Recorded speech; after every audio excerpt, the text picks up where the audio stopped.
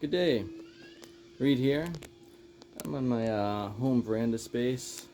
Basically, we got some aerial fabrics hanging around and some yoga swing devices and the rings out here.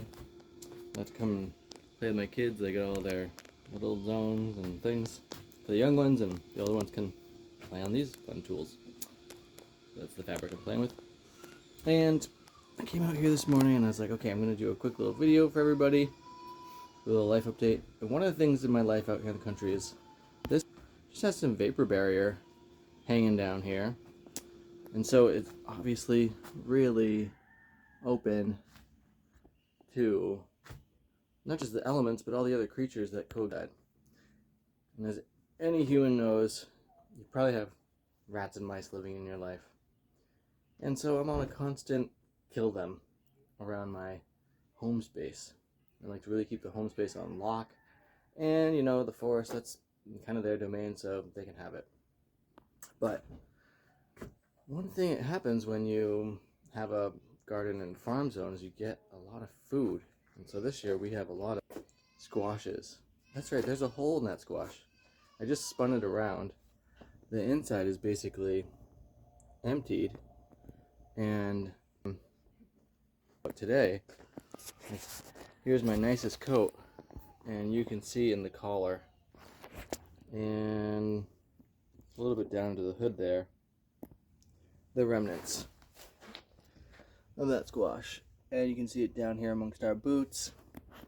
Obviously I should know better than to leave anything like that out and about. And when you have hundreds of pounds of squash, the question is, where do you put it all?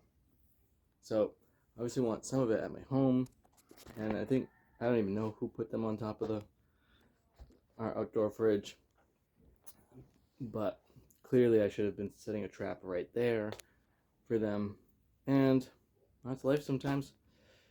Move forward, but the question is, where are those spots that you need to shore up, or those things that you want to make safer? So this area here, which extends back into this zone, which is also not entirely sealed in. You can see down there to the outside. You can see some light up in that top corner. And I've got my freezers and things over there. Ideally, that's a pantry zone that's all sealed in. It goes out to my workshop area, which has the firewood. So I actually want to be building a wall. You can see the post that's, let's see if my finger will come in right there. And I'm going to have a wall to another post on the other side, eventually put in. And in this space right here where this wall is going to get set back to that post, and in that void space I want to create a rocket. For those of you that don't know about those, I definitely invite you to go check that out. If you go to permies.com, you can find out a whole bunch of information there about rocket mass heaters. There's lots of stuff on YouTube about it. Paul Wheaton is a huge proponent of moving the information forward with that, and they are rather amazing. You can there's so much you can go do with it. I'm not even going to try to discuss it now, but I've been wanting to make this for years, and this winter basically I intend to make some big progress forward with that.